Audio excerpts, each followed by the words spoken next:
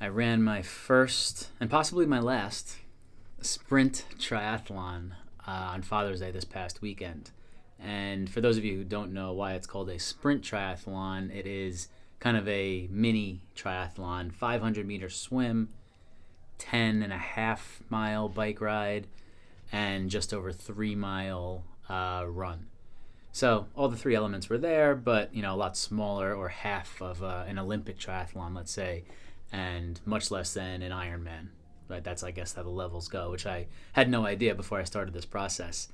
Um, how did I start this process? It really came down to, I don't know, beginning of the year, or at some point, I just said to myself, in my whole quest for life optimization and trying to get better and growth and all that fun stuff, how can I challenge myself, and how can I put something on the calendar which will be something to look forward to, something to train for, and something that could make me uncomfortable. So at the time of signing up, or deciding I'm going to do this, I didn't have a bike. I hated, and still do, hate running. And I was swimming at the Y a little bit, trying to. It's something I want to get better as just a life skill, but I'm not great. I'm mediocre, and maybe I've upped it to average over the last year or so. But I'm definitely not great, and I just wanted to get better at that. So why not sign up for a triathlon? I then reached out to two people who I want to give a quick shout out to, my friends Bryce and Eric, who have done half Ironmans each, I believe, as well as marathons and other, endurance type of events like this.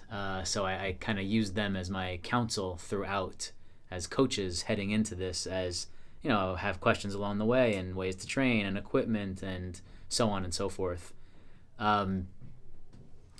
So thank you, fellas, for making this whole thing a lot easier and smoother for me. Anyhow, so I tried to find a training regimen online that I can kind of follow. That wasn't that easy. There are so many things all over the place. I ended up landing on this 12-week thing by this guy, Chris Bragg, some coach, and I followed it. It was workouts every single day. If I missed one along the way, they were very rare, and if I did, I usually doubled up the next day. So every Monday was the non-disciplined day, right? So it was, each week was 2 swims, 2 runs, 2 bikes, and then 1 day of core work. I think I did that core work exercise maybe the first 2 weeks, and then I did either my own thing, some yoga or some weights. But if I missed a Sunday, I would just double up on that Monday, for example.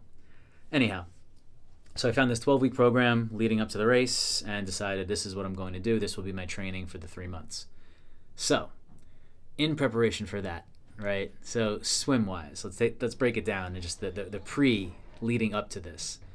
So, since I was already swimming at the Y that I belonged to, I already had goggles and swim cap and that fun stuff. But all of my training was in a pool where obviously the race is going to be in open water. So as the race got closer, I realized, A, I don't have a wetsuit. I've never swam in a wetsuit. I've never put a wetsuit on my body. B, I've never swam in open water. Not that I've never been in an ocean or a lake before, but never with goggles, head down, trying to get from point A to point B as fast as possible. And I thought that might be a problem. That was something that was probably, if you asked me 3 or 4 weeks ago before the race, what was my biggest concern heading in? It was lack of experience in open water. And on top of that, I would be swimming among multiple people around me, splashing, kicking, arms, bumping in, trying to stay straight because you can't see down like you can in a pool. So a lot of potential roadblocks there, and that made me nervous. As it got closer, somehow I kind of had whatever attitude. At that point, it was hard to find a clinic or lesson in the open water. If I really tried, I could have made it happen, but it would have been another $125 expense on top of all the shit I had to buy for this race. And I just was whatever. I did a couple weeks ago go get a wetsuit at Paragon in the city. Somehow squeezed into that thing, and went home with it, and then 2 days before the race, I wore the wetsuit to my pool, just so I had a little feel for like what that part would be like, which was definitely smart because it was awkward. And after 5 minutes, I kind of got a little used to it, but I'm glad I didn't have to go through those 5 minutes in the actual race. So that's the swim prep. So I felt pretty good at that point about the swim, other than the fact that I've never been in the open water and there would be people around me. But I was like, all right, I'm not trying to win this thing. I don't really have to care for about a time, so I'll stay to the back and see how it goes from there. The bike portion, I didn't know what kind of bike to buy 3 months ago when I started this journey, and this was a big decision here because there are 2 routes to go, and they're very different and have very different pros and cons. You have one route is this fancy race bike, which real bikers, triathlon racers, that's what they have. It's those where you lean over, they've got fancy gears, and they go pretty fucking fast. The con, they're not great for riding around the city, and they're not capable to put a child seat on the back, which was important to me because I have 2 young boys and I wanted them to be a part of, or be able for this and moving forward to go on bike rides with me. So the alternative is a hybrid, which is great for riding around the city, could be used for a distance. This is only 10 something miles. If it was a Ironman and it was a 50-mile race, a hybrid probably wouldn't cut it. And the hybrid can put the thing on the back. After many discussions and back and forth, I decided to go with the hybrid. I went with practical because thinking of my life moving forward with this bike, what will it be used more for? Racing competitively or chilling in Brooklyn and Manhattan going over the bridge with one of my boys on the back? By far the latter. So I decided to go with that.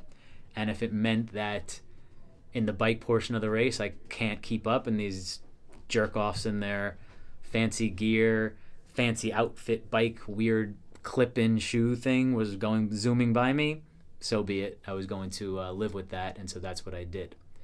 And as far as the bike training went, I did it all the time, but I never felt like I was working too hard. One of my main routes was, if I wasn't in the gym and I was out in the world, it was going over the Brooklyn Bridge, which is tough. Like, there's a lot of inclines there. It's a tough push up, but that's for a couple minutes at a time, and that's that. On a lot of my other bike rides, I just never felt like I was training so hard. Maybe it was a type of bike. And then I realized I just didn't know how to manage the bike. I realized like the week before my air and my tires were low, and then I went to the store where I bought it, and he's like, oh, you're supposed to like fill up the air every week. This is 3 months after I bought the bike. Hadn't filled it up once, so I was basically riding on a shitty air tire, which didn't help my cause. Anyway, I pumped it up before the race, and then I was all good, and then the bike felt a lot better once I pumped it up, and I was like, oh, this bike is what I remember when I bought it. The run, there's not much nuance there. It's like you go and run for 40 minutes and that's your workout. That's your training session. So I did that, didn't enjoy it. The one thing with the run is if I did not release my bowels prior to the run, there couldn't be issues. So that was a concern, which I had some issue with on a couple of my practice runs. So that's the lead up, right? So moving towards race day, the day before. So the race, I didn't mention, it was in Port Washington. It's called Try One On. It's been going on for years.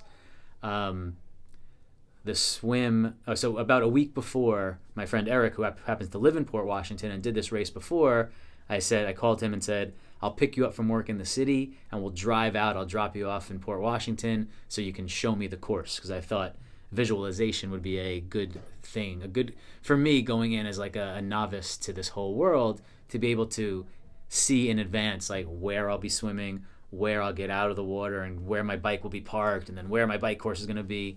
So that was incredibly helpful. So I did that probably, 10 days before the race. The race was in Port Washington. In Hempstead Harbor was the swim, Hempstead Harbor Bar Beach.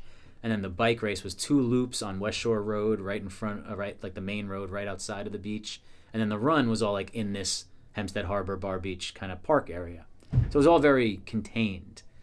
I did learn there that the water.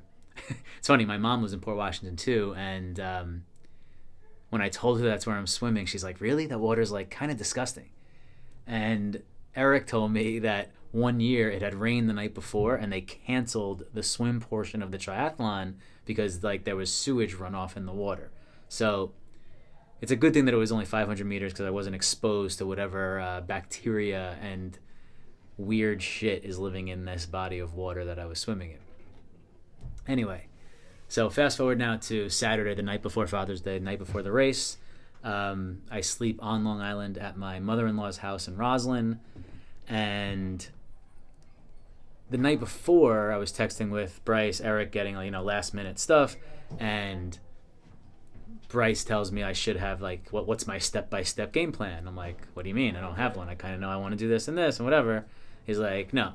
He's like, 5 a.m. wake up, 5:05 eat a banana, 5:08 take a duty, 5:10 stretch your calves, 5:11 stretch your hamstring. Like really specific. And then what time you leave, what time you get there, what time you put on your wetsuit. I didn't do any of that. I had in my head that I'm going to wake up at 5 and I'm going to do this, this, this, this, and this. And I knew what those things were, but I didn't have it like down to the second. And then my goal was to leave for the race. I was driving there by myself at like 6:15 or so. So I did not get a great night of sleep that night. I slept in my wife's childhood room / bed, which was, a single. My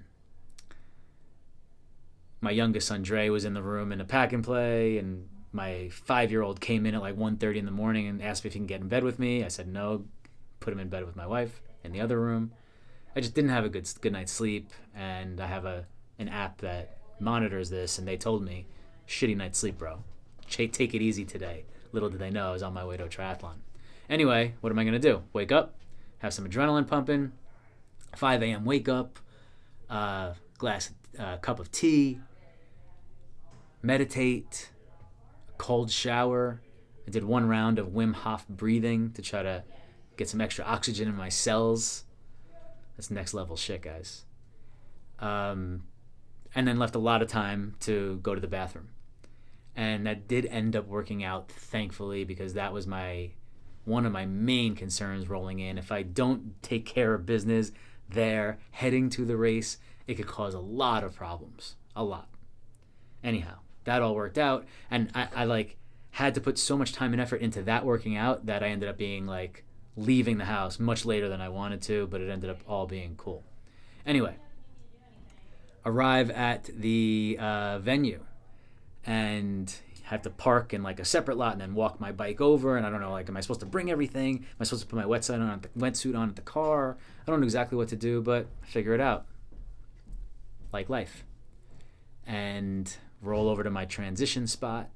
I have my bib number. So you go and you have this transition area where you park your bike essentially. So you come out of the water and you go to your bike, and that's where you dry off and you put on your bike shirt and your running shirt or your shoes or whatever, and that's where all your shit stays. So I did that, started talking to the dude next to me. It was his first triathlon too, and the vibe was cool, man. It was at this point, 6:45 in the morning, the race starts at 7:40. You have all these people getting all excited, start putting on their wetsuits, and you hear a lot of announcements over the loudspeaker that we're starting here and this wave is doing this, and a lot of the information was just a good vibe in the air. The rain, when I left the house, it was raining, but the rain tapered off and there was no rain during the race, which was a big help, because that would have been another curveball here. My wife shows up with my older son. My younger son was not up for it when she was leaving the house. My mom came, so they were my cheering section. I got to see them before the race. Put on my wetsuit and got ready. And then the whole crowd just walks down to the beach. And now we're into race time. I'm going to break down the race for you a little bit. And I was in wave 2. So there was the elite wave, and everyone was broken off by different swim cap colors. So navy blue was elite. There were only like 8 elite people. I guess those are people who like do this at an elite level, obviously, and like care about their time. Then it was me. I forget what the composition of my group. It was like men ages, I don't know, 14 to 44 or something like that. And anyway, all these guys lined up on the beach, ready to go, and at 7:40 on the dot, they like the siren and the elite people are off and they start swimming. And then 3 minutes to us, and I get my goggles on, move up to the edge of the water, and my plan is to kind of walk in and not really run. I want to be at the back because I don't want to deal with the kicking, and I have to get used to seeing underwater, or not seeing underwater rather, and having to look up to know where to actually swim because there's nothing directing me where to go. And I don't want to be in too big of a crowd because people kick each other. So I've learned, and hit each other with their hands as they're pulling strokes. So it's our time, the siren goes, and I'm off. So the swim. Every part of the race was challenging in its own way. And the swim, I actually ended up doing it in like a shorter time than I expected. And maybe that was just because of the adrenaline or just because of the competition around you. But I kicked a couple people. I got kicked a couple times. I like almost ran in headfirst into one of the buoys that I was supposed to go around. And there were times where I would, turn my head to breathe, and there was literally a dude like in kissing distance turning his head towards me. And I was like, hey, dude, like he's just right there. So that's like kind of awkward and different.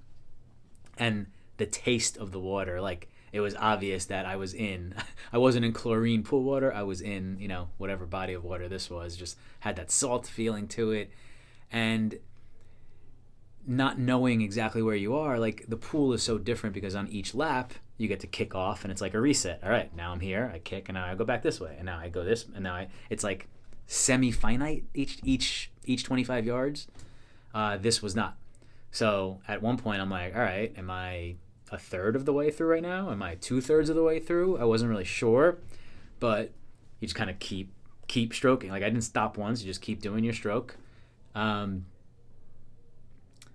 And it ended up being fine. And like I felt pretty good throughout that whole thing. The water was cold, but I had my wetsuit on, so it wasn't that big of a deal.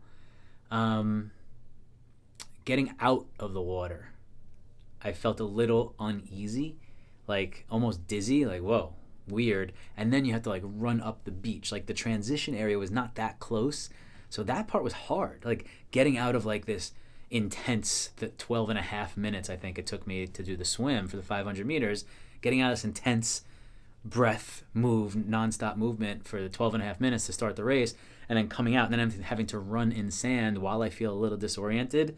That was a little weird. So ends up the transition, then I get to my bike to dry off, put on my shoes. I have tri-shorts on under my wetsuit, so I just keep those on, throw on my shirt, my helmet, Wu-Tang helmet that is. If you didn't see the pictures, I had a helmet. My bike helmet has a big Wu-Tang logo on the side. And that took 4 minutes, the transition, and then I was off on the bike. And now the bike is, I told you about the equipment, and it was certainly a thing. I would say 96% of the people in the race had faster bikes than I did. Right? They were working with better equipment. Luckily, we were all wearing bike shorts, so my equipment in that area was making them feel inferior. So it was a nice balance there. I'll take the long-term life win over the short-term race win any day. Nonetheless, I couldn't go that fast. So these people were going a lot faster than me on these fancy bikes, and these guys are like real racers. To the point where, like, I guess I didn't tell my wife and my mom, like, what my estimations were for each part of the race, because for the first lap of my bike, they were, like, concerned. They were like, where the hell is he? How come he's not back yet? To the point, like, Alexis, my wife, was, like, going to, like, start walking towards the course to be like, is my husband still alive, or is he on the floor crying somewhere with his bike in pieces? Anyway, I finally made it back. The bike, you have to go around again, and the bike part took about 46 minutes, I think I did it in. which I figured would be around there. Going into the race, as a little side note here, in all the training leading up, I really didn't care about time at all. I was just like, I want to do this race. That's it. I want to do these 3 things. I want to finish it. Cool. I didn't even know what a good time was or a bad time. I didn't know what you're supposed to do it in. However, the night before the race, I'm like, oh, probably 15 minutes for a swim, 45 minutes for the bike, 30 minutes for the run. All right, if I do this under 90 minutes, I think that would be a good goal to do. On the first lap, at the end of my first lap, when I passed Alexis, I yelled, "What time is it?" She said 8:30, and at that point, I'm like, oh, I'm never going to make under 90. I don't know if that is what gave me a little burst of energy, but my second bike loop was better than my first, and I ended up doing the second one in between 15 and 20 minutes, where my first one was 20 to 25 minutes. Anyhow, I get back to transition, park my bike, hop off, get off my helmet, and my ass, that was sitting on the bike seat, is so sore. I start running and I was like, oh my God, this is painful. I don't know how I'm going to keep doing this. I hope this wears off. And then sure enough, 5 minutes in, I forgot about it. And then the run was challenging. Like I told you, I hate running. And I would say start to finish, the run was my least favorite portion, but I would expect it to be anyway, just because my lack of affinity towards running and it being at the end of the race and it was getting a little hot. But it was cool until with about, I don't know, half a mile left, there's the one hill. I was like, really, guys? I'm dying here, ready to be done, and now you're going to throw this at me? But persevered, kept going, and I think I did the run in just under a half hour, which was a little under 10-minute 10-minute pace. So crossed the finish line, get my medal, my crew is there waiting for me, and felt great. It felt accomplished. I felt a sense of pride, and just felt good and felt tired. And most of all, at the end, my nipples really hurt the most. Those were burning. They still, 4 days later, are still showing a little signs of issue there. And that was it. So my race time ended up being 1 hour and 33 minutes. If you subtract out the 4-minute transition for the first ride, for the first transition, and then almost a minute for the second transition, I made it under 90 minutes, which, as I said a minute ago, was my half-ass goal. So I kind of did that, and it's over. Sore as hell later that day, and the next day still haven't fully recovered, sleep-wise. I haven't been back in the gym yet, but we'll get there. What is my plan moving forward? I don't know. I know my friend Bryce is going to try to convince me to do the Olympic triathlon in September. I don't know if I'm up for it. We'll see. A lot of pros, a lot of cons there that I could think of, and it's just more of a time-consuming thing. And if you do that, you have to get really serious about the training, really serious about the equipment, have to finagle a race bike, whether it's buying one or borrowing one from a friend, but then you have to get it fitted for yourself. You have to get gear. There's just a lot and a lot of time. So I don't know. We'll see. But the first one is in the books, and you can cross it off the list. And now I have to figure out what's next. If you guys have any questions about running a triathlon one day, I'm now a resource in that field as well. So hope you guys enjoyed hearing about this tale. And again, if you have any questions, please reach out, say hello. Thanks, guys.